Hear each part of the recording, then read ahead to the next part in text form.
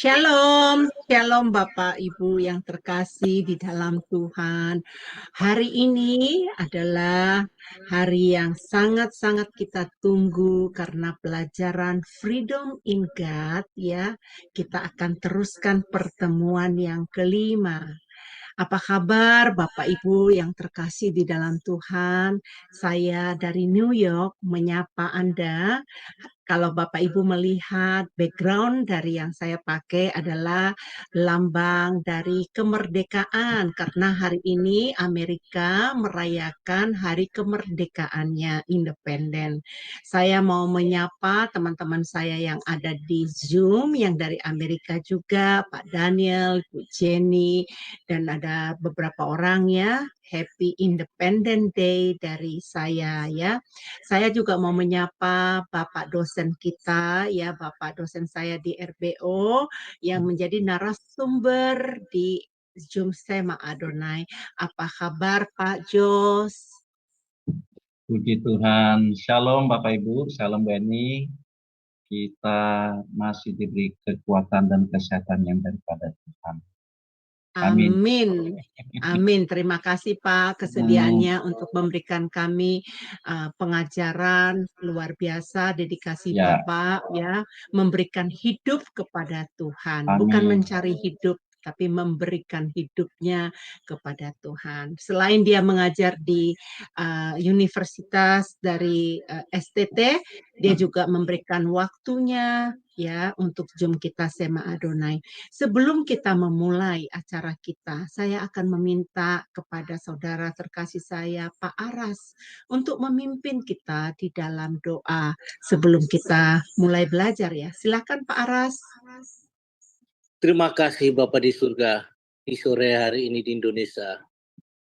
Di tengah-tengah kesibukan kami, Tuhan gerakkan kami berkumpul bersehati di Zoom Sema Adonai.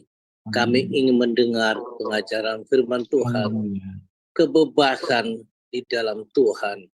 Kami bebas dari cengkeraman iblis, kami bebas dari cengkeraman daging setiap saat. Kami jauh dari Engkau Tuhan.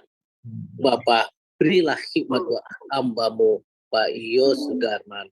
Biarlah segala tutur kata dan kalimat boleh menjadi rema. Dan kami sangat diberkati anak-anak-Mu di sini Tuhan.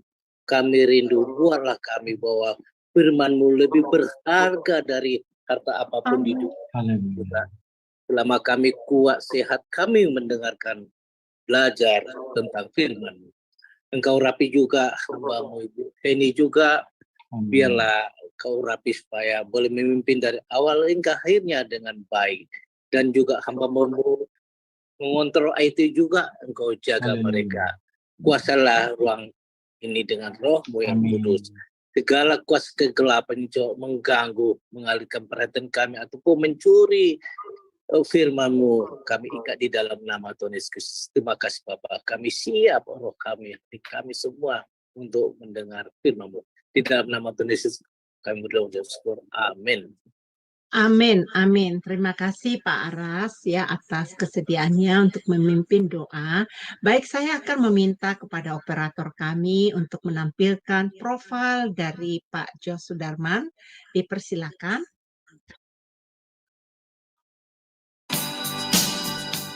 Salam semua, kami dari Sema Adonai dengan bangga memperkenalkan pembicara kita yakni Bapak Pendeta Jos Sudarman. Dan berikut adalah profil singkat dari beliau.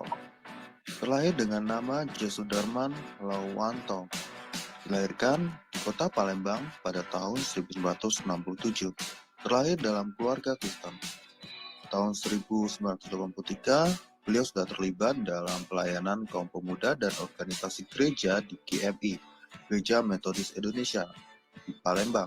Beliau menyelesaikan studi sarjana ekonomi di Universitas Tridinanti Palembang, meraih gelar Magister Teologi di STT Bethel Indonesia, STT BI Jakarta, dan menyelesaikan studi program doktoral serta meraih gelar Doktor Teologi di STT Karet Yogyakarta. Seiring itu menjadi pembicara pada interdenominasi gereja seperti di GPDI, GBI, GRJA, Full Gospel Fellowship, dan mengadakan seminar rohani di GSKI Yogyakarta. Sebagai tim pengembalaan di GSKI Kebun Jeruk Jakarta dan dosen tetap di STT Okumene Jakarta. Bekerja di beberapa perusahaan multinasional sejak tahun 1995 hingga tahun 2019 sebagai National Manager di bidang Sales Marketing. Beliau sudah berkeluarga sejak Desember tahun 1994 serta sudah dikaruniai satu orang anak tunggal yang sudah bekerja. Pengalaman dalam pelayanan. Mulai tahun 1999 hingga tahun 2002 sebagai wakil FE Family Altar di GBI Bandung. Dari tahun 2008 hingga sekarang atau now sebagai tim penggembalaan di GSKI Rehoboth Kebun Jeruk Jakarta Barat. Terlibat dalam pendirian BPCO mulai dari awal hingga mundur pada bulan Mei 2023. Penulis buku Memahami 3 Pilar Pengajaran GSKI. Dan pada kesempatan kali ini, Bapak Pendeta Dr. Joe Sudarman akan mengajari kita tentang Freedom in God. Shalom Bapak Ibu, Saudara terkasih di dalam Tuhan. Kita akan belajar satu materi baru, yaitu Freedom in God. Artinya kebebasan dalam Tuhan. Tentu bebas di dalam Tuhan ini tidak berdasarkan premis atau pengertian dasar kita sebagai manusia, ini tentu berdasarkan Tuhan, dari kacamatanya Tuhan. Nah, di sini kita akan belajar salah satu hal yang sangat penting dalam kehidupan kita sebagai manusia. Apa itu? Kita belajar satu pelajaran namanya kehendak bebas, free will. Bermacam-macam orang mendefinisikan tentang kebebasan. Hal ini tergantung dari premis dasar seseorang. Dan juga kita akan belajar tentang bagaimana sukses di dalam Tuhan. Apa itu sukses? Tentu kacamatanya, kacamata Tuhan. Lalu kita juga tidak bisa hidup tanpa Tuhan. Artinya kita sebagai manusia itu sangat tergantung dengan Tuhan. Kalau hal ini kita sadari. Lalu bagaimana kita harus hidup cukup di dalam Tuhan. Jadi poinnya Bapak Ibu, materi Freedom in God ini lebih banyak berbicara tentang karakter kita sebagai manusia yang benar-benar seperti Tuhan kehendaki, yaitu menjadi manusia Tuhan, man of God. Kiranya sekilas dari pelajaran ini dapat membuat kita antusias, memotivasi kita untuk lebih lagi mengenal kebenaran firman Tuhan. Operator kami yang membantu menampilkan profil dari narasumber yang akan mengampukan hari ini materi pelajaran. Bapak Ibu penasaran nggak? Saya sudah punya istilah Bapak Ibu, bahwa saya menjadi orang Kristen hidup seperti di penjara. Saya mau tahu apakah ini yang akan diajarkan oleh Pak dosen saya. Ayo kita sama-sama fokus ya, kita mendengarkan pengajaran ini. Silakan Pak dosen, Pak Jo, silakan untuk memaparkan pelajarannya. Ya, terima kasih Bu Heni. Shalom Bapak Ibu Saudara terkasih dalam Tuhan. Kita berjumpa kembali dalam pertemuan kita di materi Freedom in God. Nah, kita ambil tema terikat dalam keterbatasan. Terikat dalam keterbatasan. Nanti saya off cam ya. Ya, ya kalau saya sinyalnya nggak baik. Karena kemarin saya sempat terlempar waktu saya ngajar, terlempar saya. Iya Pak, bisa dimaklumin. Cuman PPT-nya apakah bisa dibikin fokus Pak? Bisa. Sudah? Belum kelihatan, belum fokus Pak, belum. Ya sudah Pak. Oke. Makasih Pak. Ya, Bapak Ibu saudara kasih, sebenarnya ketika kita menjadi orang Kristen, ketika kita menjadi orang percaya kepada Tuhan Yesus, maka kehidupan kita semuanya harus disita. Kehidupan kita harus disita untuk atau bagi Tuhan. Kenapa demikian? Ya, karena kita sudah menjadi umat tebusan. Karena kita sudah ditebus oleh darah Tuhan Yesus yang sudah membayar lunas untuk dosa-dosa kita. Dengan curahan darah Tuhan Yesus yang tidak bernoda dan tidak bercela itu, maka kita sudah menjadi umat yang dibebaskan. Sehingga ada konsekuensi yang harus kita lakukan dalam hidup ini sebagai manusia yang ditebus oleh Allah. Manusia yang memperoleh kehidupan kembali. Kenapa saya sebut kita memperoleh kehidupan kembali? Ya, saat kita belum ditebus oleh Tuhan, saat kita menjadi manusia yang berdosa, yang belum ditebus oleh Tuhan, dengan keadaan seperti itu, maka kita otomatis tergelincir atau dicampakkan ke api neraka. Kenapa? Karena tidak ada keselamatan lagi, karena kita sudah menjadi manusia yang berdosa.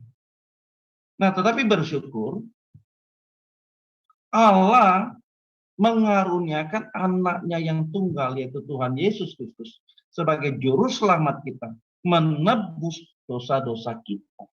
Sehingga kita beroleh kehidupan kembali, beroleh keselamatan yang daripada Allah.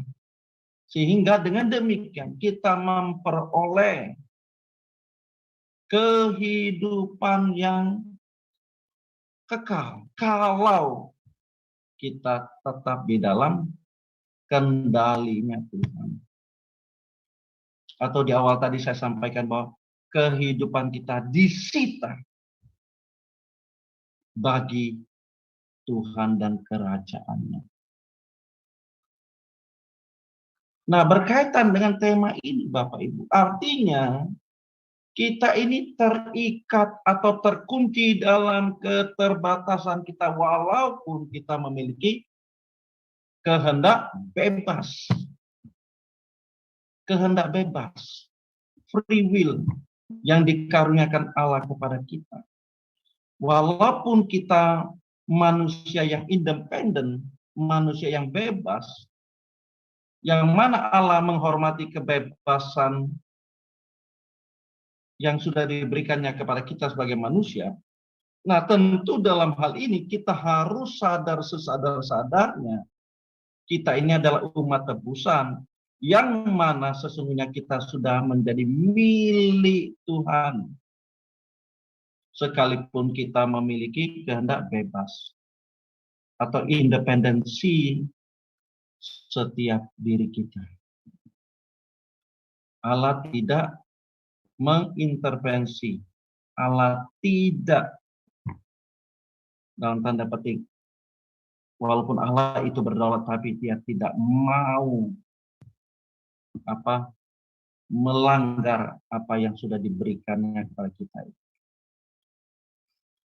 Nah, Bapak Ibu Saudara kasih, kalau kita sadar bahwa kita ini terikat dalam keterbatasan atau terkunci dalam keterbatasan, sesungguhnya ini untuk kepentingan kita. Sesungguhnya ini untuk diri kita sendiri. Tidak ada kepentingan Tuhan sama sekali. Karena yang akan menikmati itu diri kita sendiri. Karena kita akan sampai ke rumah Bapa di surga. Kalau kita terikat dalam keterbatasan atau tadi disampaikan oleh dia ini, kita ini terpenjara oleh Allah atau di dalam Allah. Oke, kita mulai Bapak Ibu.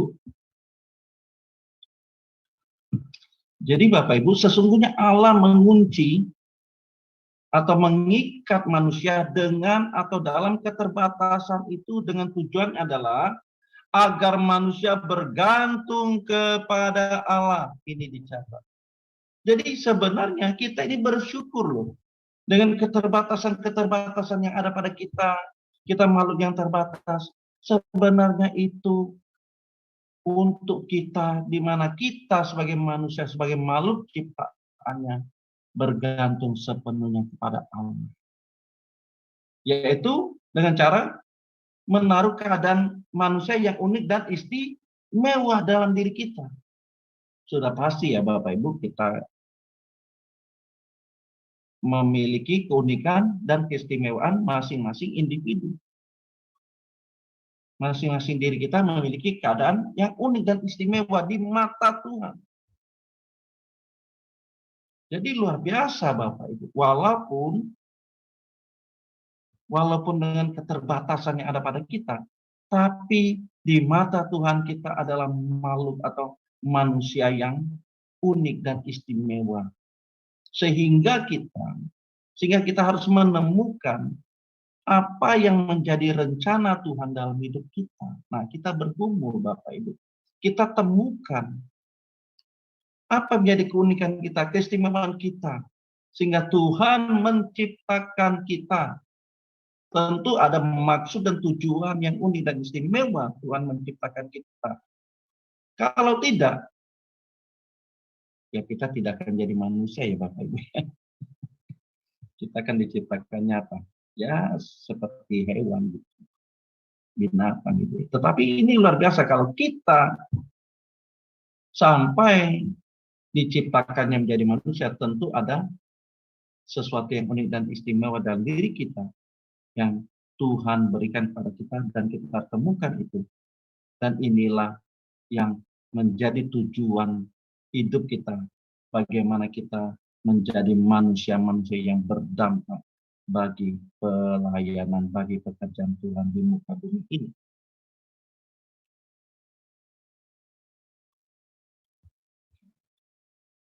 Nah, keadaan unik itu, Bapak Ibu, hanya ada pada manusia. Dan tidak ada pada makhluk lain. Yaitu keadaan unik itu adalah ada rongga kosong. Ada rongga kosong di dalam diri kita yang tidak bisa diisi oleh apapun dan siapapun selain oleh Allah sendiri. Tentu Bapak Ibu punya pengalaman secara personal ya. Kok hati saya kosong gitu ya, pernah ya mungkin ya. Kok jiwa saya kosong gitu ya. Kok hidup saya kosong gitu ya. Nah itu artinya Bapak Ibu, ada kekosongan dalam rongga kita yang hanya bisa diisi oleh Tuhan saja. Kalau diisi hal yang lain itu bersifat sementara. Bersifat sementara, tidak kekal. Dan untuk itulah rongga kosong itu hanya bisa diisi oleh Tuhan saja. Supaya kita mengalami kehausan akan Tuhan. Kita baca Yohanes 4 ayat 13 sampai 14. Ya, saya akan membacakan Yohanes 4 ayat 13 sampai 14 yang berbunyi demikian ya. Bapak Ibu cukup mendengarkan, simak dengan baik-baik karena hari ini adalah pelajaran yang sangat penting untuk menentukan kehidupan kita ya. Ayat 13 berbunyi demikian. Jawab Yesus kepadanya, barang siapa minum air ini, ia akan haus lagi.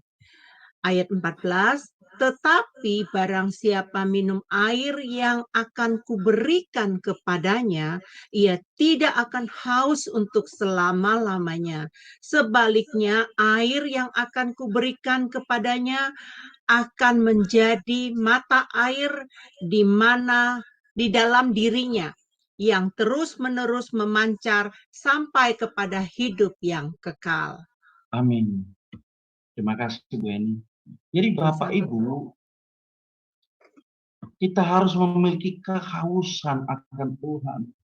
Sehingga air yang tadi dikatakan dalam ayat apa? Ayat yang ke-14, Sebaliknya air yang akan diberikan Tuhan kepada kita akan menjadi sumber mata air. Akan menjadi sumber mata air yang mengalir terus-menerus dalam kehidupan kita sampai kepada kehidupan yang kekal. Nah, Bapak Ibu saudara kasih, malam ini kita pertanyakan, masihkah kita memiliki atau merasa haus akan Tuhan? Masihkah kita merindukan sumber mata air itu yang terus-menerus memancar, mengalir dalam kehidupan kita sampai kehidupan yang kekal? Masihkah kita memiliki kehausan, rindu berjumpa dengan Tuhan, rindu bertemu dengan kita lewat hubungan intim kita dengan Tuhan, lewat kita membaca kebenaran firman Tuhan, lewat kita mendengarkan renungan-renungan firman Tuhan.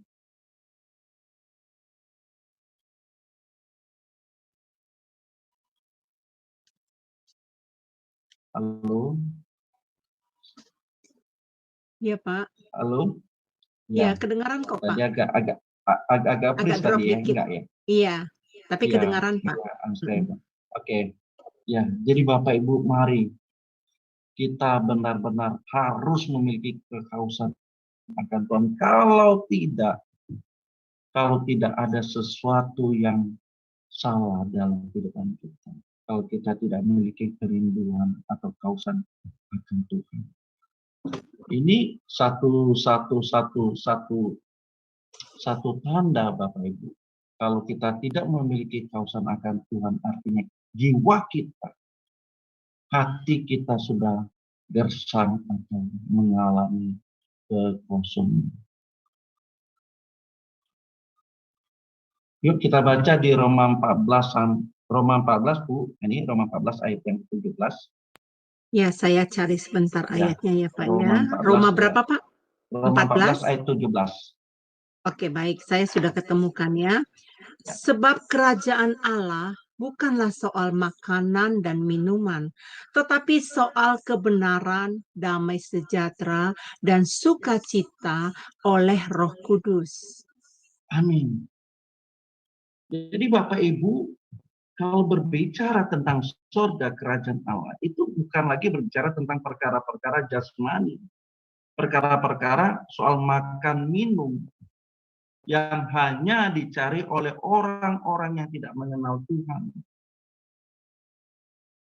Tetapi kalau kita rindu akan Tuhan, haus akan Tuhan, kita mencari perkara-perkara rohani yang berbicara tentang kebenaran, damai sejahtera dan sukacita dari Roh Kudus. Maka ukuran ini ukuran yang harus kita kenakan sebagai pribadi-pribadi yang mau hidup di dalam pimpinan Tuhan, yang kehidupannya yang disita untuk Tuhan, yaitu berbicara tentang kebenaran, damai sejahtera, dan sukacita yang diberikan oleh Roh Kudus. Maka kalau kita tanya, bagaimana hari ini kamu? Adakah damai sejahtera? Adakah kamu mengambil satu keputusan yang di dalamnya kamu mengalami damai sejahtera? Kadang itu menjadi ukuran juga Bapak Ibu dalam kita mengambil setiap tindakan, keputusan. Adakah kita mengambil satu keputusan lalu dalam hati kita, aduh kok saya tidak damai sejahtera. Nah itu menunjukkan ada sesuatu yang tidak pas. Saya juga demikian Bapak Ibu. Kalau ada saya berkata-kata, bercakap-cakap, tapi saya ini kayaknya tidak pas gitu ya. Nah hilang. Dalam kesehatan saya kayaknya ada terganggu ini. Itu satu menunjukkan indikasi Bapak Ibu. Itu menunjukkan satu indikasi ya. Kalau sampai demikian itu menunjukkan suatu indikasi kita tetap berada di on the right track. Yang bahaya itu adalah kalau kita plong aja. Keputusan yang kita ambil itu baik atau tidak baik, itu benar atau tidak benar, plong saja. Wah, ini bahaya. Tidak ada tanda petik itu alert atau memberi radar bagi kita ya, mengingatkan kita gitu. Tapi kalau ada yang masih mengingatkan kita, aduh kok saya nggak damai sejahtera, nggak sukacita. Nah itu, apalagi yang kita lakukan itu jauh daripada kebenarannya, sudah pasti ya, Bapak Ibu, itu menandakan kita jauh daripada Tuhan. Jiwa kita kosong, kita tidak merindukan Tuhan. Oke. Nah, Bapak Ibu, umat Perjanjian Lama sudah merasakan kehausan ini loh. Ini ayat yang terkenal, tapi nggak apa-apa kita baca ya. Di Mazmur 42 ayat 2-3, nanti lanjut Mazmur 73 ayat 25-26. Silakan Bu Eni. Baik Pak, saya akan cari ya Pak ya. Mazmur berapa Pak? Mazmur 42 Bu, ayat 2-3. Mazmur 42 ayat 2-3 ya Pak ya. Ya. Jiwaku haus kepada Allah yang hidup. Bilakah aku boleh datang melihat Allah? Air mataku menjadi makananku siang dan malam. Karena sepanjang hari orang berkata kepadaku, di mana Allahmu? Ya. Lanjut Mazmur 73 Bu. Ya, saya sedang cari ya Pak ya. Ayat 25-26 yang berbunyi demikian. Siapa gerangan ada padaku di sorga selain engkau? Selain engkau tidak ada yang kuingini di bumi. Sekalipun dagingku dan hatiku habis lenyap, gunung batuku dan bagianku, tetaplah Allah selama-lamanya. Amin. Amin. Umat Perjanjian Lama, pemazmur saja sudah merasakan kehausan ini, kerinduan ini. Dikatakan jiwaku haus kepada Allah yang hidup. Pemazmur sudah merasakan kehausan, jiwanya haus akan Allah. Begitu juga di Mazmur 73 ayat 25. Siapa gerangan yang ada padaku selain engkau ya Allah ya Tuhan. Selain engkau tidak ada yang kuingini di bumi ini. Wah, ini kan satu lagu pujian.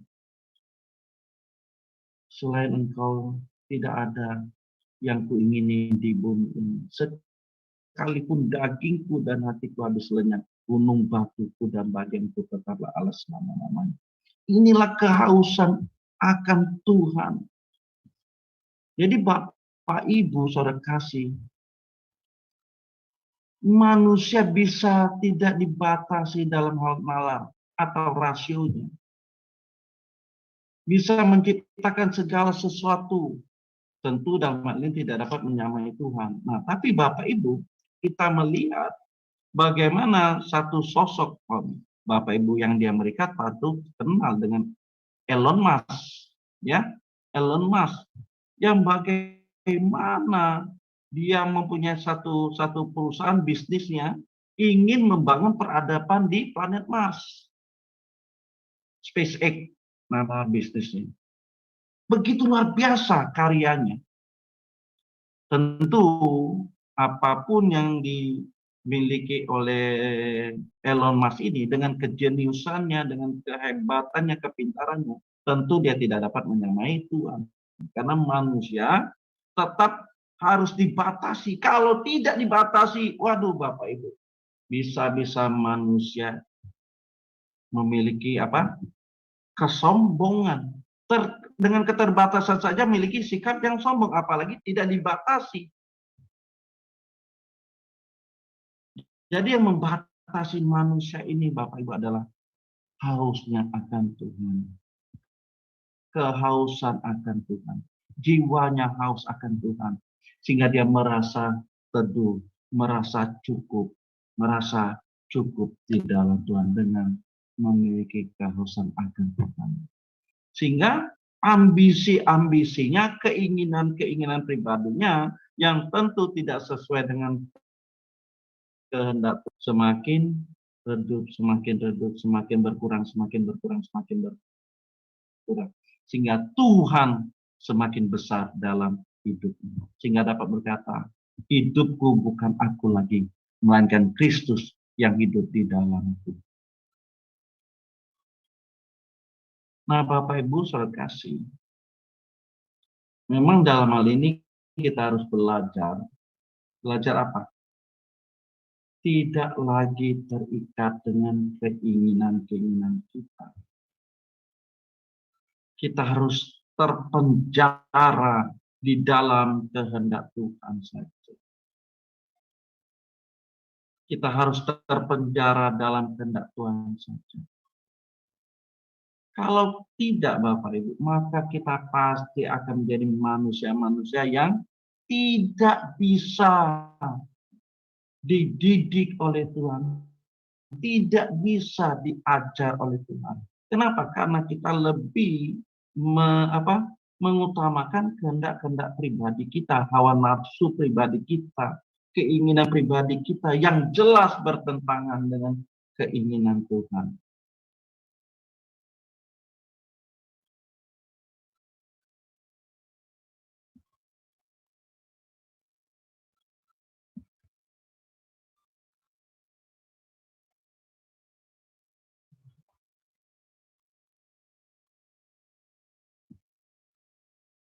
Bapak frozen, Pak?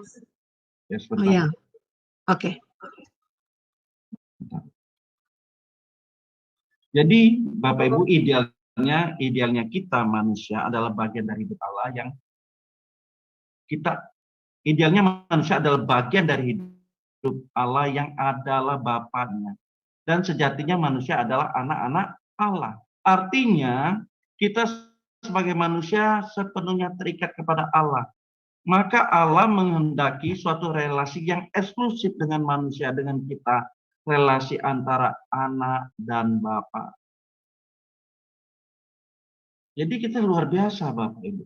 Kita ini bisa atau dapat memanggil Allah kita sebagai Bapa kita. Ini luar biasa. Inilah relasi yang diinginkan oleh Allah secara eksklusif. Tidak ada batasan seperti orang luar, tapi secara eksklusif antara anak dan Bapa. Nah, orang yang tidak membangun relasi ini, artinya orang yang tidak membangun relasi hubungan Bapa dan anak di bumi ini, maka dia tidak akan memiliki relasi dengan Allah dan anak selama-lamanya. Ya sudah pasti ya Bapak Ibu.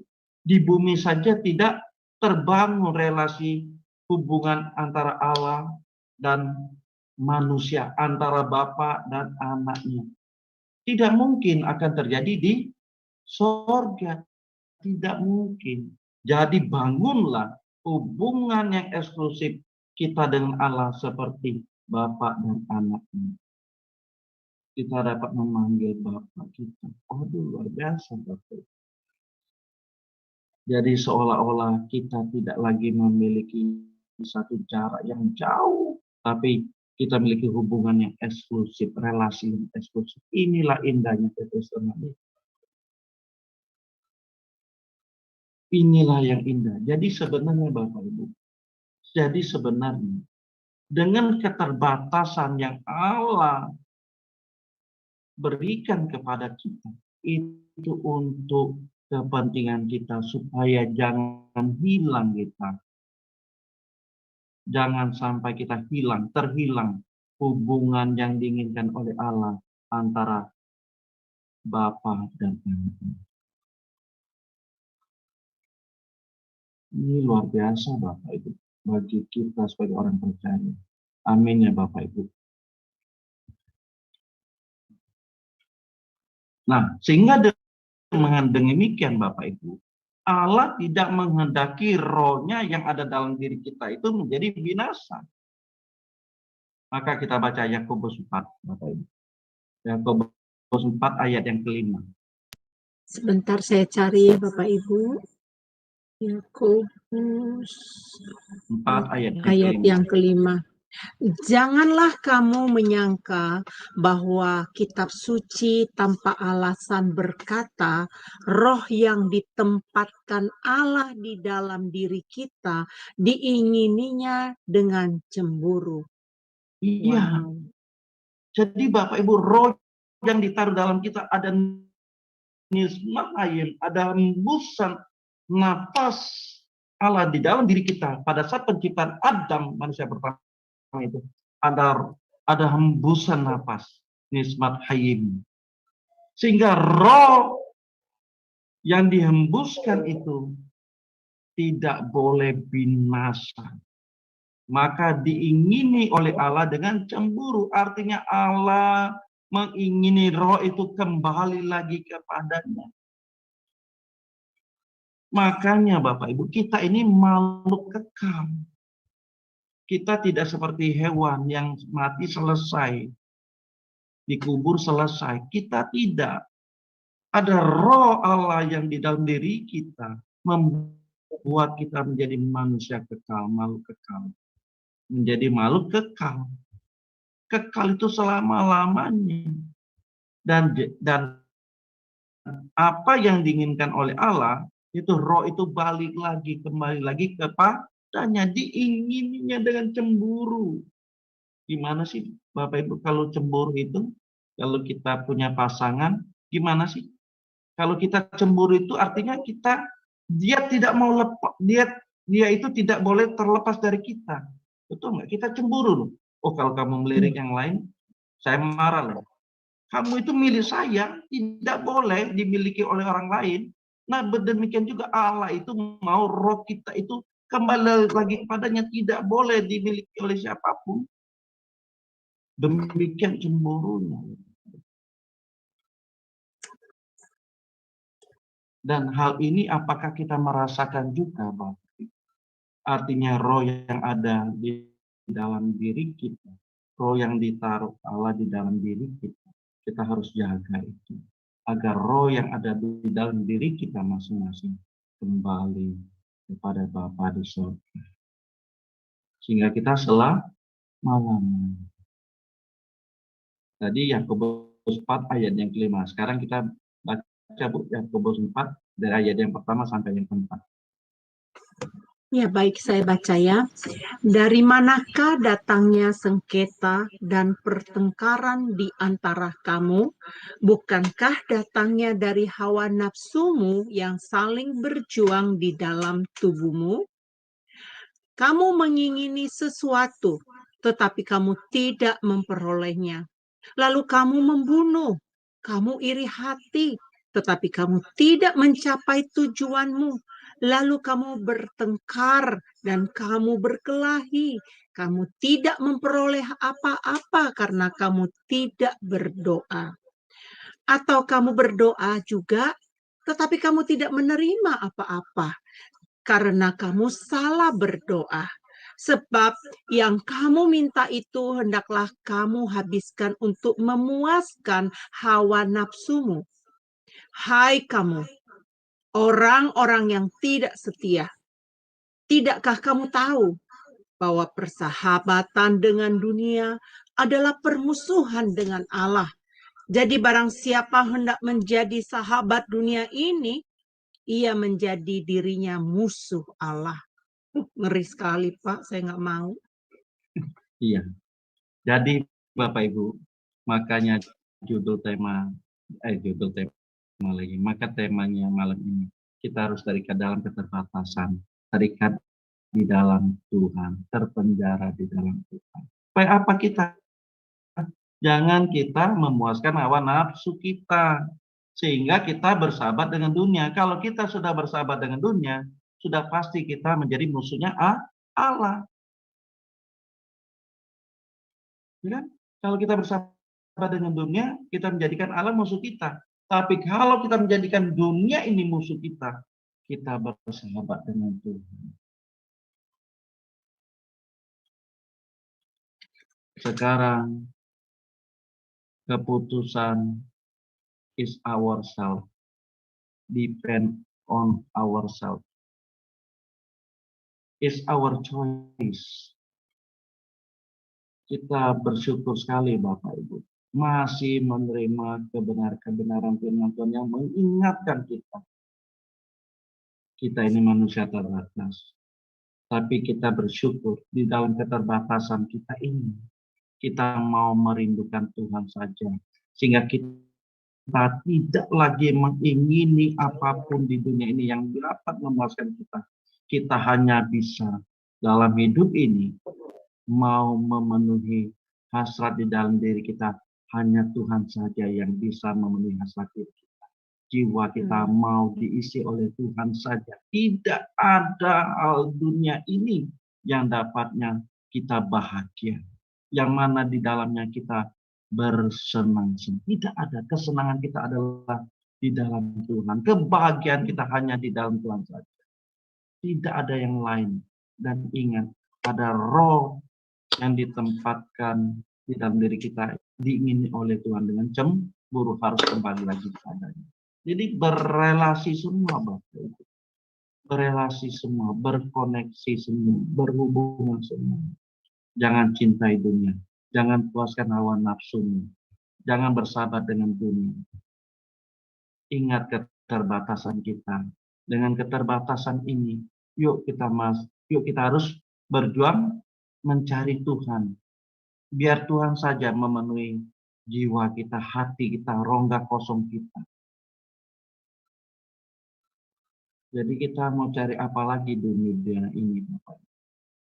Di tengah-tengah kesibukan kita, di tengah-tengah kita mengurus bisnis kita, pekerjaan kita, keluarga kita mau diri kita rongga kosong ini hanya dipuaskan, hanya diisi oleh Tuhan saja.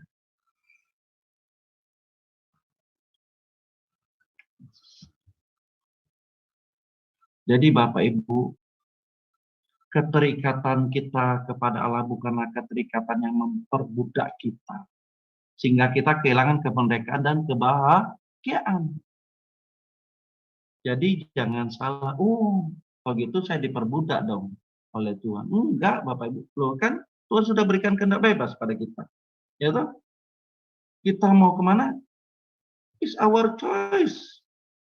Tetapi kita sadar sekarang. Di awal pertemuan tadi saya sudah buka apa? Sebenarnya ketika kita mengaku percaya dan menjadi umat tebusan Tuhan, ya kita dimiliki Tuhan seutuhnya, sepenuhnya. Tidak bisa lagi sesuka-suka kita, sebebas-bebas kita. Kita sudah dimiliki Tuhan. Dan kita bersyukur kalau kita dimiliki Tuhan. Dengan keterbatasan yang ada pada kita, justru itu membuat kita semakin dekat dengan Tuhan. Jadi, sudah pasti dengan keterikatan kita kepada Tuhan justru menguntungkan kita dan tidak membuat kita kehilangan kemerdekaan dan kebahagiaan. Justru kemerdekaan kita adalah terletak kita menggantungkan suasana sukacita dan ketenangan jiwa kita pada Allah. Amin, Bapak Ibu. Jadi kemerdekaan kita adalah saat kita menggantungkan sukacita kita, ketenangan jiwa kita pada Allah. Jadi hanya bisa diisi oleh Allah saja. Orang yang tidak membutuhkan Tuhan karena mereka sudah menciptakan sendiri rongga kosong yang mereka harus isi. Nah, dan ini bahaya sekali. Bahaya sekali. Bahaya sekali. Kenapa? Dia sudah menganggap dirinya sendiri sebagai Tuhan. Dan bertindak sesuka-sukanya. Ini bahaya sekali Bapak Ibu. Dan orang seperti ini Bapak Ibu, yang sudah menciptakan sendiri rongga kosong yang harus mereka isi, tentu dengan barang-barang yang fana, dengan barang-barang yang bersifat sementara. Orang yang seperti ini sudah pasti dia tidak akan memperoleh Kristus, apalagi dimiliki oleh Tuhan. Tidak mungkin dimiliki oleh Tuhan. Kenapa? Karena dia sudah memiliki rongga kosongnya sendiri. Dia sudah memiliki apa yang harus diisi di dalam rongga kosongnya. Bapak Ibu sampai di sini menangkap nggak ya apa yang saya sampaikan ini? Kira-kira menangkap ya Bu Eni ya? Iya, sangat jelas sih Pak. Bapak menjelaskannya secara terperinci, secara detail ya. Oke. Nah, Bapak Ibu, kalau dalam diri kita ada rongga kosong tanpa Tuhan, maka sudah pasti keinginan dunia yang mengisi. Keinginan daging kita, keinginan jasmani, percintaan dunia yang mengisi rongga kosong kita. Dan ini akhirnya adalah membawa kita kepada kebinasaan kekal. Kebinasaan kekal, tapi sebaliknya.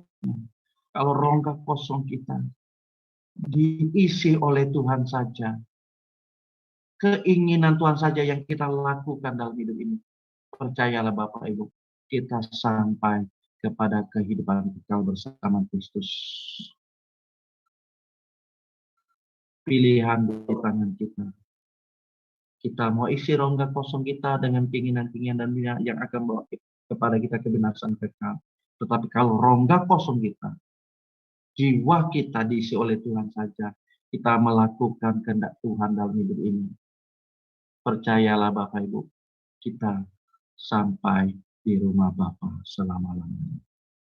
Ingat kisah orang kaya dan Lazarus kita baca. Ini ayat yang cukup panjang ya Ibu ini. Ya, nggak apa-apa. 16 ya. Ya, saya baca ya. Ayat 19 sampai 31 berbunyi demikian. Ada seorang kaya yang selalu berpakaian jubah ungu dan kain halus, dan setiap hari ia bersukaria dalam kemewahan. Dan ada seorang pengemis bernama Lazarus, badannya penuh dengan borok, berbaring dekat pintu rumah orang kaya itu, dan ingin menghilangkan laparnya dengan apa yang jatuh dari meja orang kaya itu. Malahan anjing-anjing datang dan menjilat boroknya.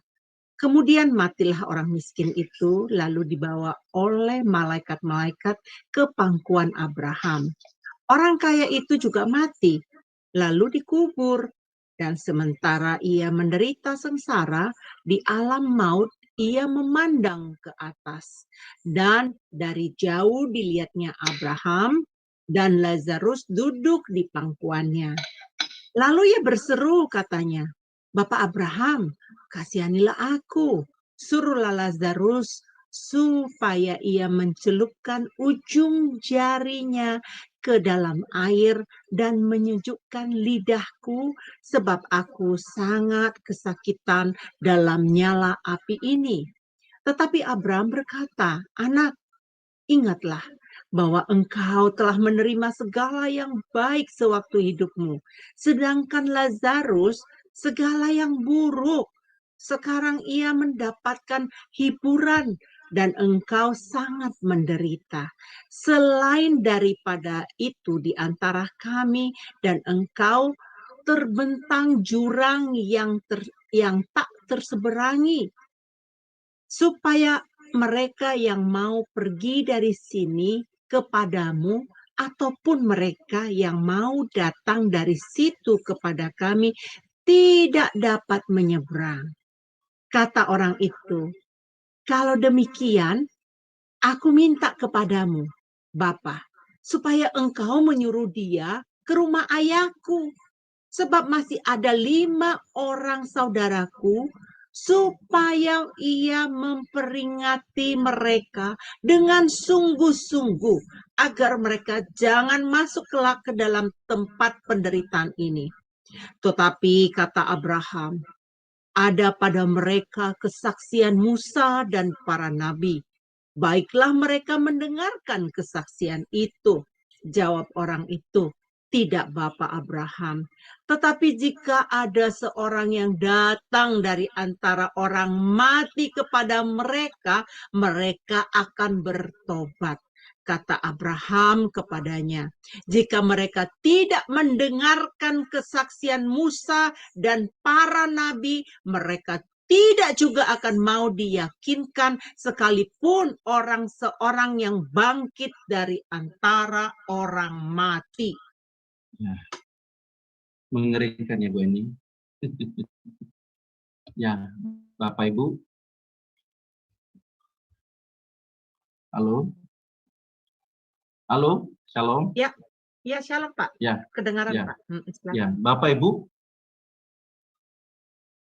Dari ayat ini, Lukas 16 ayat 19 sampai 31 ini tentu Bapak Ibu tahu bagaimana orang kaya ini yang berpesta pora, bersukaria dalam kemewahan. Artinya Bapak Ibu, kehidupannya diisi oleh kemewahan-mewahan pesta pora yang tidak sesuai dengan kehendak Tuhan, tidak melakukan kehendak Tuhan, tidak melakukan keinginan Tuhan.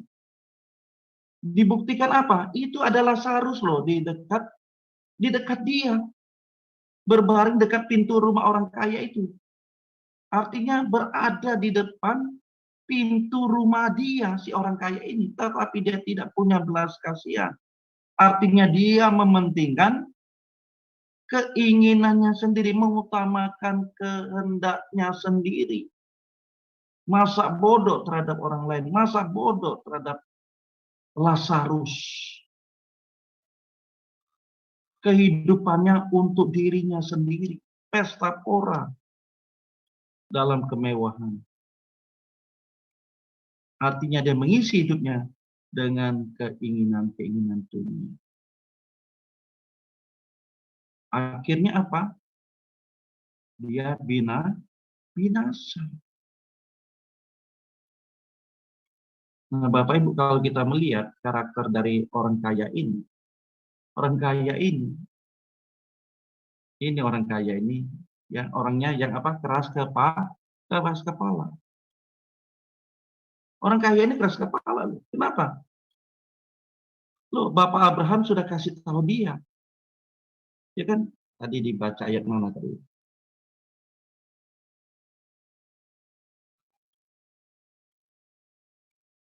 Ayat apa?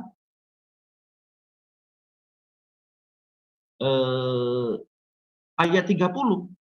Abraham katakan apa? Ayat 29. Apa ada pada mereka kesaksian Musa dan para nabi, baiklah mereka mendengarkan kesaksian itu. Ini Bapak Abraham loh, sudah kasih tahu. Ini orang-orang kaya ini tidak tahu diri juga. Dia sudah berada di apa? Di neraka. Ya kan? Sudah berada di neraka. Tetapi dikatakan apa? Tidak, Bapak Abraham masih ngebantah, masih melawan apa yang disampaikan oleh Bapak Abraham. Jadi ini orang kaya ini keras kepala. Tidak mau dinasehati. Tidak mau dengar-dengaran. Nah, Bapak Ibu, kita belajar di sini, kita jangan menjadi orang yang tidak memiliki belas kasihan. Jangan sampai kita menjadi orang yang keras kepala. Susah dinasihati, susah dikasih tahu seperti orang kaya ini. Dia tidak tahu dia berada di posisi mana, tapi dia masih berbantah-bantah dengan Bapak Abraham. Jangan sampai kita di situ, Bapak Ibu. Kita sudah dikasih tahu kebenaran. Kita sudah diberitakan Injil kebenaran. Tapi kita tidak mau melakukannya. Ingat, ada penghakiman. Ada penghakiman. Kita bersyukur Bapak Ibu. Mari kita belajar. Rongga kosong kita hanya bisa diisi oleh Tuhan saja. Sehingga kita mau melakukan kehendak Tuhan dalam hidup ini. Sekarang kita pertanyakan Bapak Ibu. Rongga kosong kita apa isinya sekarang ini?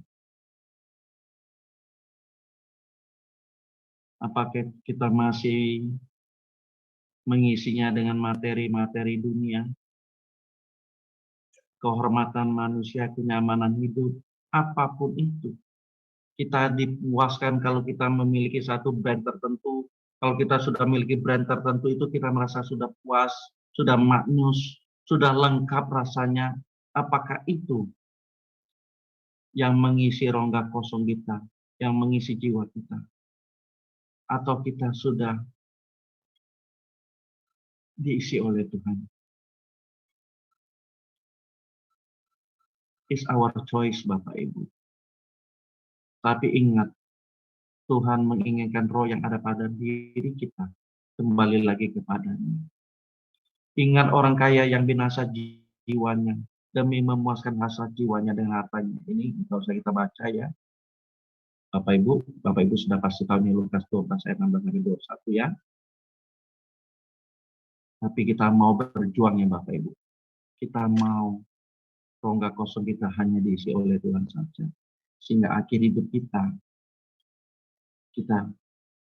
sampai ke rumah Bapa di sini. Bapak Ibu saudara kasih, kehidupan kita yang tertawan oleh keinginan dunia dalam waktu yang lama akan membuat seseorang sampai pada titik tidak balik. Kehidupan kita yang tertawan oleh keinginan dunia dalam waktu yang lama akan membuat kita tidak sampai pada point of no return, tidak titik balik. Artinya titik tidak balik kepada Tuhan. Kalau kita mencintai dunia ini dengan waktu yang lama, karena sulit sekali Bapak Ibu, karena kita sudah terlalu terpikat oleh dunia ini. Sehingga point of no return, titik tidak balik lagi pada Tuhan itu tidak ada dalam hidup kita. Tapi sebaliknya, kalau kita memiliki Tuhan, kita menjadi orang yang bertumbuh dalam iman. Kita memiliki kehausan akan Tuhan. Kita mau hidup kudus, mau hidup benar, terus mencari Tuhan dalam membangun hubungan yang harmoni dengan Tuhan sebagai kekasih abadi. Kita mau titik balik kita kepada Tuhan.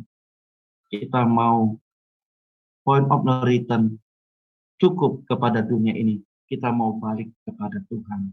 Kita mau balik selama-lamanya kepada Tuhan. Sehingga kita memiliki kehausan kepada Tuhan sepanjang hidup kita di bumi ini. Jadi Bapak Ibu, kita mau point of no return terhadap siapa? Kepada apa? Lebih baik kita titik balik kita kepada Tuhan. Kita mau balik kepada Tuhan mulai saat ini, selama-lamanya. Sampai kita menutup mata di bumi ini dan ketemu Tuhan di keabadian.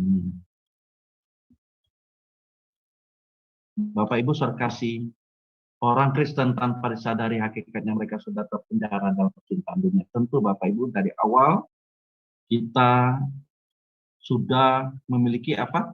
Sifat-sifat duniawi. Karena kita ada pengaruh lingkungan, ada pengaruh dari orang tua kita, opa kita, opung kita, dan sebagainya. Yang mengarahkan kita untuk mengasihi dunia ini. Tetapi kita berjuang dengan kebenaran-kebenaran yang kita dengar, dengan kita pelajari dan kita bertumbuh iman kita. Kita mau apa? Terpenjara di dalam Kristus. Kita tidak mau terpenjara dalam dunia ini. Yang hanya menikmati dunia dan ujungnya akan mengalami kebinasaan di api kekal.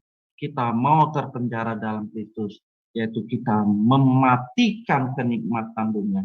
Kita mematikan keinginan-keinginan daging kita, dan ujungnya kita mengalami kehidupan di surga yang kekal bersama Kristus.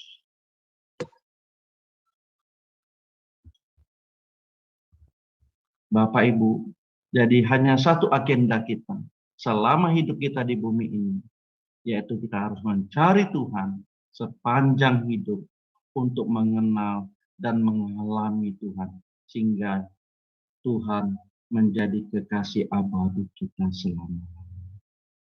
Berjuang terus Bapak Ibu, di dalam keterbatasan kita bersyukur karena Tuhan tidak pernah meninggalkan kita.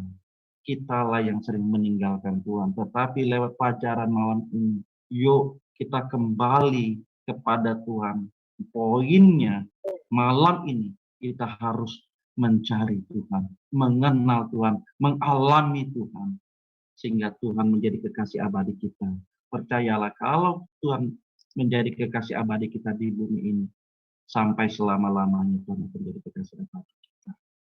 Sampai selama-lamanya. Inilah kehidupan yang disita bagi Tuhan. Kita terikat dalam keterbatasan, di mana dalam keterbatasan itu kita mau diisi oleh Tuhan saja. Sehingga kita benar-benar menjadi umatnya, menjadi kekasih abadi-Nya. Kita berjuang Bapak Ibu. Kita berjuang terus menjadi kekasih abadi Tuhan. Amin. Tuhan Yesus memberkati. Wow, luar biasa Pak. Pelajaran hari ini sangat-sangat memberkati kami semua.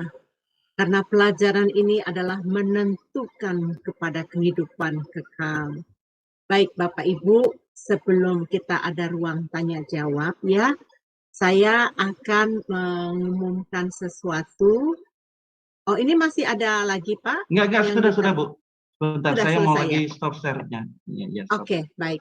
Bapak Ibu nanti diajak bersama-sama untuk ini ya, untuk ikut ruang tanya jawab ya, berdiskusi. Mungkin ada yang Bapak Ibu ingin tanyakan ya, jangan malu-malu karena ini adalah pelajaran yang sangat penting buat kita semua. Bapak Ibu izinkan saya dulu untuk menayangkan tanya jawab ini pada pembicara kita hari ini, narasumber kita. Ya, Pak Jos, ternyata saya ditambahkan pengetahuan baru dari pelajaran hari ini. Saya sangat bersyukur dan berterima kasih karena pelajaran yang pernah saya terima dulu itu ditambahkan, diperkaya dengan pengajaran Pak Jos. Tapi sebelum itu saya mau izinkan dulu untuk Ibu Liv Aling untuk bertanya. Dipersilakan, Bu. Sis Aling, ya, silakan. Shalom, ya, terima kasih Bu Heni. Shalom, selamat malam Pak Jos. Selamat malam Ibu Wiling. Ya, Pak, saya mau bertanya. Kan tadi kan Bapak ada menjabarkan bahwa semua manusia itu sebenarnya ada rongga kosongnya di dalam hati mereka. Tapi ada manusia yang mengisi rongga kosongnya itu dengan hal-hal duniawi. Yang saya mau tanyakan Pak, tadi kan dikatakan bahwa manusia itu tidak bisa hidup tanpa Tuhan. Jadi rongga kosong itu harus diisi oleh Tuhan. Tapi manusia itu mengisi rongga kosongnya dengan hal-hal duniawi, keduniawian. Nah, sebenarnya kalau manusia yang seperti itu, sebenarnya ketika perasaan dia diisi oleh hal-hal yang duniawi, bukan jadi tidak membutuhkan Tuhan. Sebenarnya dia tetap hampa nggak sih Pak perasaannya itu? Iya. Rongga kosongnya itu karena tidak diisi oleh Tuhan. Ya, terima kasih Pak. Itu pertanyaan saya. Ya, terima kasih Bu Wiling. Kalau kita tadi baca di Lukas 16 tadi, 19:31, kadang mereka tidak sadar Bu. Tidak sadar apa? Karena mereka sudah dicengkeram oleh keinginan-keinginan duniawi itu. Sampai mereka tidak lagi membutuhkan Tuhan. Nah, ini sudah tingkat yang parah sekali. Yang tadi saya katakan, kalau mereka sudah terikat dengan waktu yang lama untuk balik lagi, untuk point of no return kepada Tuhan itu tidak ada lagi, Bu. Sehingga kehampaan yang mereka miliki, kehampaan mereka tidak bersama dengan Tuhan itu, mereka sudah tidak berasa lagi.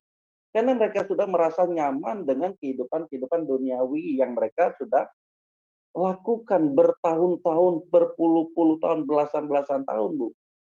Lagi kehampaan yang mereka rasakan untuk harusnya itu diisi oleh Tuhan, mereka tidak miliki, Bu. Tidak lagi merasakan hal itu karena mereka sudah tenggelam di dalam duniawinya, tenggelam di dalam keduniawian mereka, sehingga mereka tidak membutuhkan Tuhan. Kadang ada kan Bu, kita menemukan seperti itu ya. Sampai mereka bilang, saya tidak butuh Tuhan kok. Kenapa? Saya sudah punya semuanya. Kebahagiaan saya ada pada harta saya. Di Lukas yang kita tadi sebenarnya kalau kita mau baca bisa, tapi saya nggak usah baca Lukas 12 itu. Yang mana jiwanya dipuaskan oleh lumbung-lumbung kekayaan materi sampai dia tidak merasa membutuhkan Tuhan lagi, Bu. Dan ini tingkat parah, Bu, sudah tingkat parah sekali. Sampai akhirnya mereka binasa dengan keduniawian mereka. Dan ini sungguh-sungguh fatal sekali kehidupan seperti ini. Nah, tapi kita bersyukur, Bu, kalau kita mendengar masih tersentuh, masih aduh kok saya demikian ya, mau berubah. Nah, itulah Bu, kita mengalami titik balik kita kepada Tuhan. Artinya ada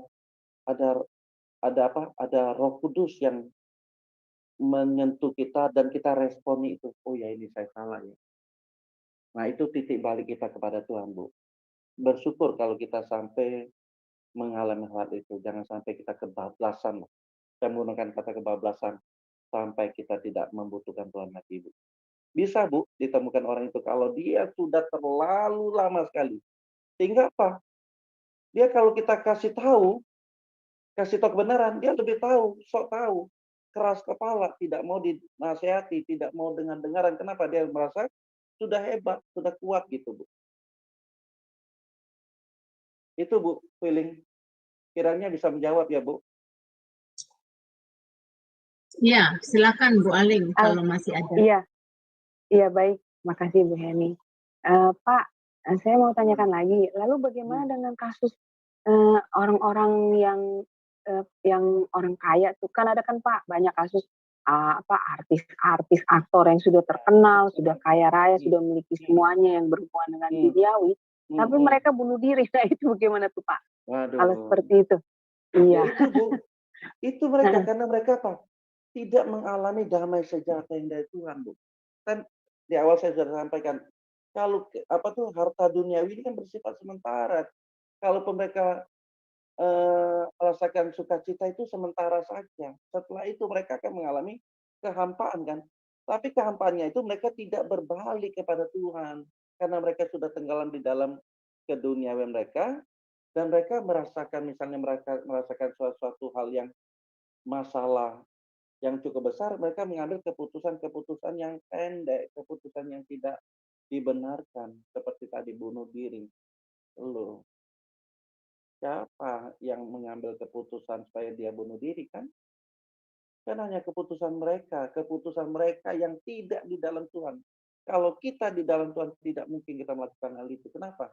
Karena kita tahu kalau kita hidup bersama dengan Tuhan, hidup kita ini kita persembahkan untuk pekerjaannya, untuk pelayanannya, untuk pengabdian kita. Kita mau menjadi orang yang berdampak, orang yang menjadi berkat dalam kehidupan kita. Tentu kita tidak mungkin berpikiran pendek. Kenapa? Karena Tuhan ingin kita melakukan sesuatu. Pengabdian kita belum tentu,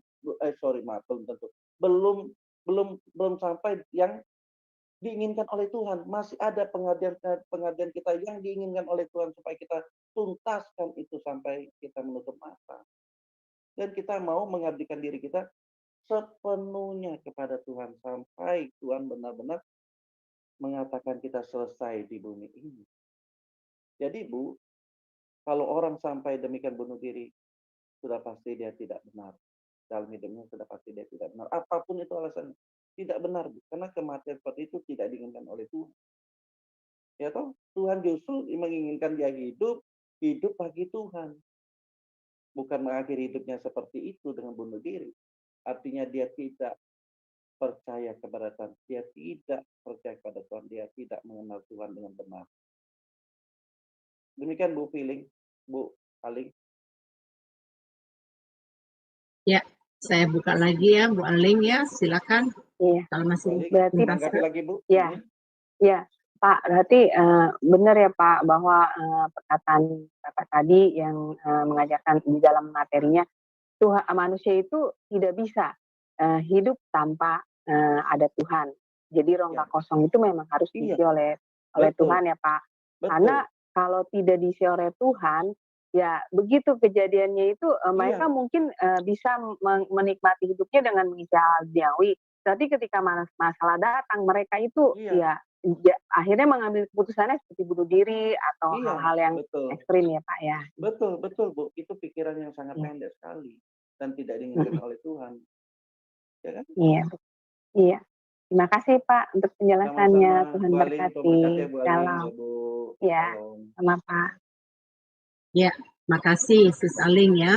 Ya luar biasa ya Pak. Hari ini saya rasa mereka akan mengerti pelajaran hari ini sangat-sangat penting.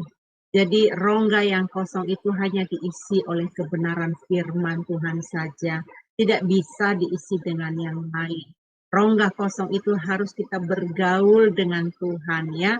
Kalau kita nggak bergaul dengan intim dengan Tuhan tadi kita hidup kita itu lepas ya.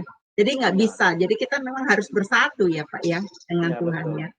Ya, saya pernah mengalami hal itu dulu Pak. Waktu saya baru pertama datang ke Amerika, ya namanya kan saya kepingin cari teman ya, saya cari pergaulan dengan teman-teman. Saya kan ini hobi masak, Bapak kan udah tahu sendiri saya di Facebook saya kan ya, saya hobi masak. Saya suka undang teman-teman untuk datang makan, gitu. Suka juga hangout Pak, pergi sama-sama teman-teman ya. Gitu. Iya. Tetapi waktu saya pulang ke rumah, saya merasa ada hal yang hampa.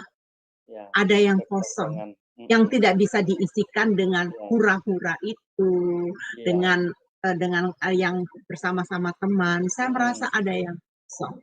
Kemudian saya baru menyadari bahwa ternyata ruang kosong itu tidak bisa digantikan selain hadirat Allah, selain kebenaran firman. Ya, itu memang perjuangan yang berat Pak untuk melepaskan hal itu. Dan jadi baru mengerti tentang firman Tuhan juga bahwa kita adalah ranting-rantingnya, ya.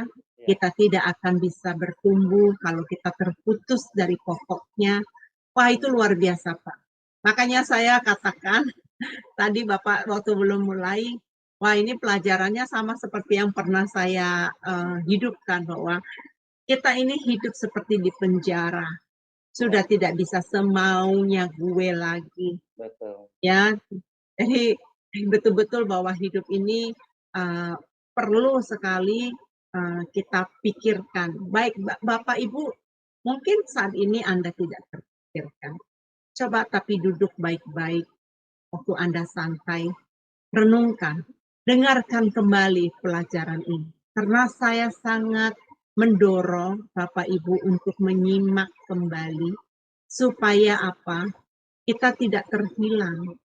Yang menentukan kehidupan kita adalah, tadi Pak dosen saya mengatakan, pilihan ada di tangan Anda.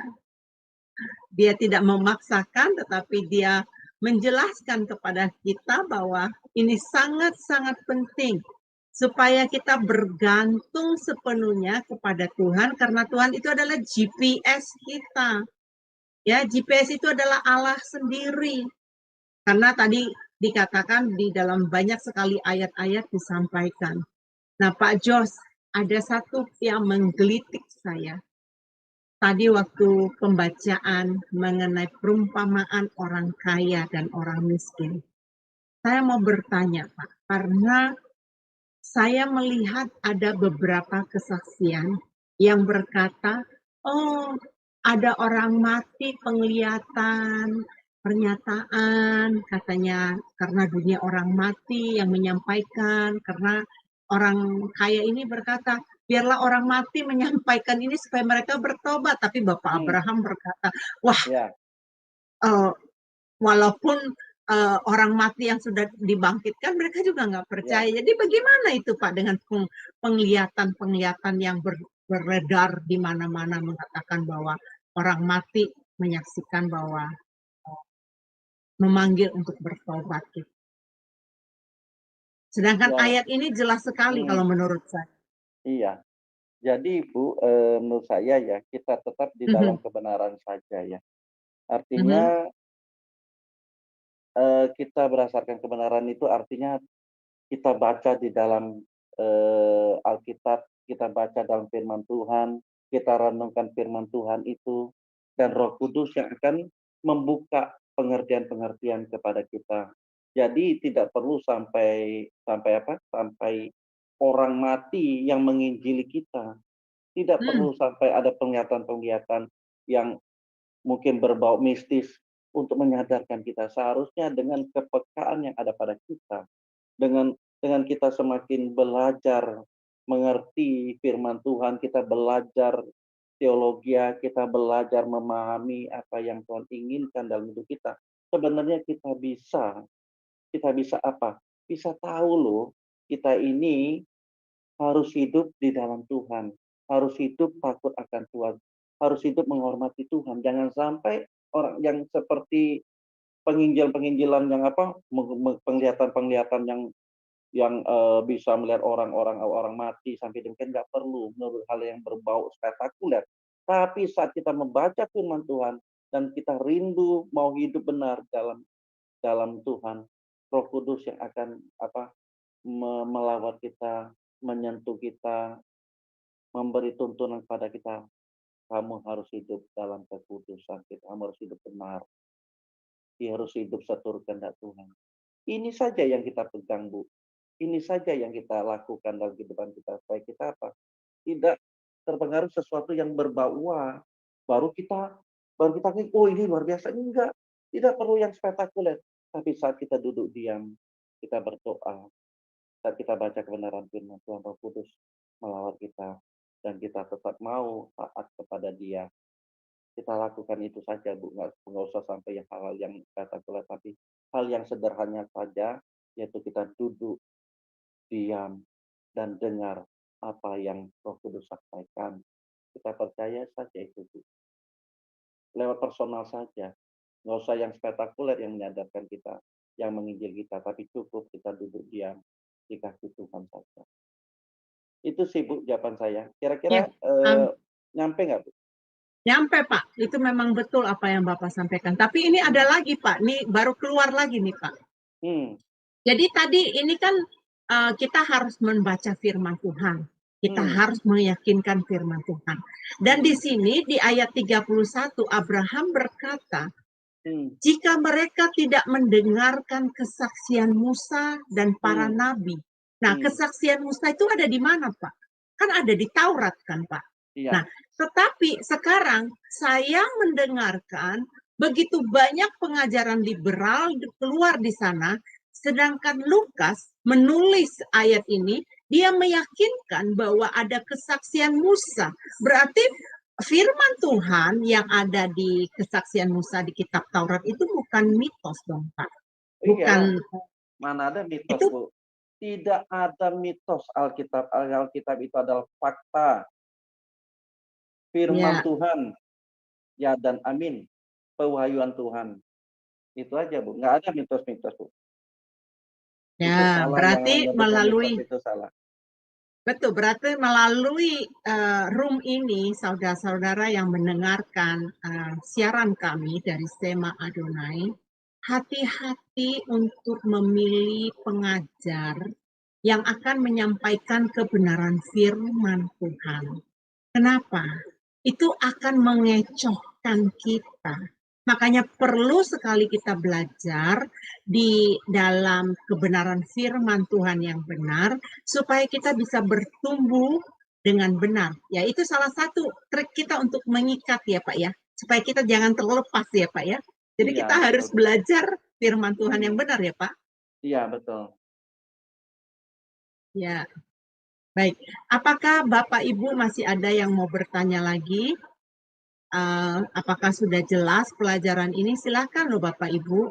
Mungkin Bapak Ibu ada yang ingin bertanya bagaimana untuk hidup di dalam keterikatan kita supaya kita tidak terlepas dengan Tuhan ya. Wah, temanya ini antik, Pak, menurut saya. Terikat dalam keterbatasan. Jadi sudah diikat, terus terbatas lagi, Pak. Betul, betul Iya, Bu. iya, iya. Jadi, Baik. oke, statement saya terakhir nih Bu ya. Iya. Jadi gini statement saya terakhir adalah kita sebagai orang percaya Mhm. harus bersedia mengikut jejaknya Tuhan Yesus. Kita orang percaya harus bersedia mengikut jejaknya Tuhan Yesus. Dengan demikian, maka kita menyerahkan hidup kita terpenjara di dalam Kristus. Dengan terpenjara di dalam Kristus, artinya kita mengandalkan Tuhan, bergantung hidup sepenuhnya kepada Tuhan saja. Dengan kehidupan bergantung dan mengandalkan Tuhan dalam hidup ini, percayalah Bapak Ibu, kita akan selama-lamanya bersama dengan Tuhan. Tidak sampai di bumi ini saja, tapi sampai di kerajaan surga. Selamat berjuang Bapak Ibu. Kita bersyukur terikat dalam keterbatasan. Artinya kita mau dipenjara di dalam Kristus. Amin. Tuhan Yesus memberkati. Amin, amin. Terima kasih Pak, pengajaran yang sangat luar biasa. Saya yang pasti akan mengulang kembali mendengarkan ini Pak, karena ini sangat penting sekali. Kalau pokoknya bagi saya sudah sejak dulu, pokoknya yang mengarahkan saya kepada kehidupan kekal, saya suka untuk mendengarkannya. Dan saya coba juga untuk menerapkan itu di dalam kehidupan saya. Karena apa? Karena dengan demikian saya tidak terlepas, ya, tidak terlepas dari intinya dari Tuhan itu. Karena kadang-kadang banyak sekali anak-anak Tuhan menganggap remeh, menganggap bahwa itu nanti bisalah saya lakukan. Wah, coba Bapak Ibu, berat sekali. Dalam hal kita juga menuduh orang, ya, dalam hal kita menjudge orang, menghakimi orang, itu nggak gampang. Kita punya batas-batas tertentu, punya aturan ya Pak Jos ya. Ya. Punya aturan sekali bahwa kita bagaimana kita melaksanakan kehidupan ini ya. Jadi dalam hal kita bersikap apapun kita dituntut ya untuk melakukan ada batas-batasnya. Jadi Bapak Ibu, hari ini pelajaran yang kelima dari Freedom in God, tema terikat dalam keterbatasan. Saya percaya Bapak Ibu akan sangat-sangat diberkati. Tolong sharekan video ini kepada teman-teman, supaya teman-teman yang lain juga sangat diberkati.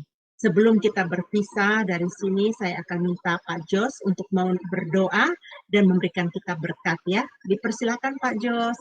Terima kasih Bu Eni. Mari Bapak Ibu, kita akhiri pertemuan kita malam ini dengan berdoa. Terima kasih Bapak, kami bersyukur Tuhan. Kalau kami masih diberi kesempatan Tuhan untuk mendengarkan kebenaran-Mu. Memang kebenaran-Mu ini sungguh-sungguh berat untuk kami lakukan Tuhan. Tetapi tidak ada opsi lain Tuhan. Inilah yang kami harus lakukan dalam hidup kami, dalam sisa hidup kami Tuhan. Bagaimana kami sungguh-sungguh mau terpenjara di dalam Engkau Tuhan. Sungguh-sungguh mau mengandalkan Engkau dan bergantung kepada Engkau saja dalam hidup ini Tuhan. Karena kami tahu di luar dari itu Tuhan akan membawa kami kepada kebinasaan kekal. Akan membawa kami kepada kematian kekal selama-lamanya.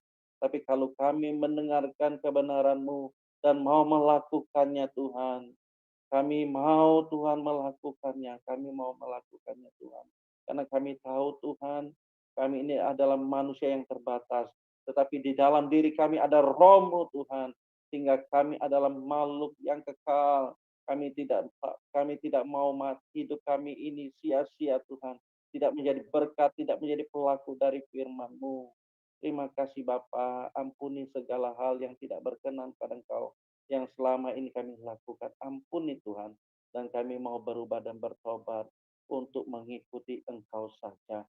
Karena Engkaulah pemilik kehidupan kami, Engkaulah pemilik jiwa kami Tuhan.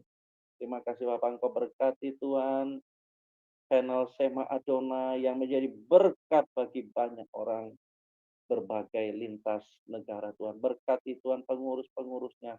Berikan kerendahan hati, kesatuan hati Tuhan. Biarlah apapun yang mereka kerjakan ini bukan untuk pribadi, bukan untuk nama pribadi, untuk membesarkan nama pribadi atau nama sekelompok orang saja, tapi nama Engkau yang dipermuliakan dalam pelayanan di Sema Adonai dan lain-lainnya. Terima kasih Bapa, terima kasih Tuhan Yesus. Kami serahkan kehidupan kami selanjutnya di dalam tangan kasih-Mu. Mari kekasih-kasih Tuhan, angkatlah kedua belah tangan-Mu. Dan terimalah berkat daripada Allah Bapa di surga dan cinta kasih dari Tuhan Yesus Kristus Gembala Agung kita. Dalam persekutuan dengan Roh Kudus menyertai kita mulai malam ini sampai selama-lamanya. Sampai kita di kerajaan surga nan kekal. Mari Bapak Ibu, kita katakan bersama. Amin. Tuhan Amin, Yesus amin, amin. Terima kasih Pak. Untuk hari ini saya mewakili seluruh teman-teman saya yang ada di Zoom sini dan dari yang live streaming mengucapkan terima kasih kepada Pak Jos yang telah memberikan kami edukasi di dalam hal pembelajaran firman Tuhan Freedom in God. Baik teman-teman semua, kita akan bertemu di hari yang sama minggu depan. Izinkan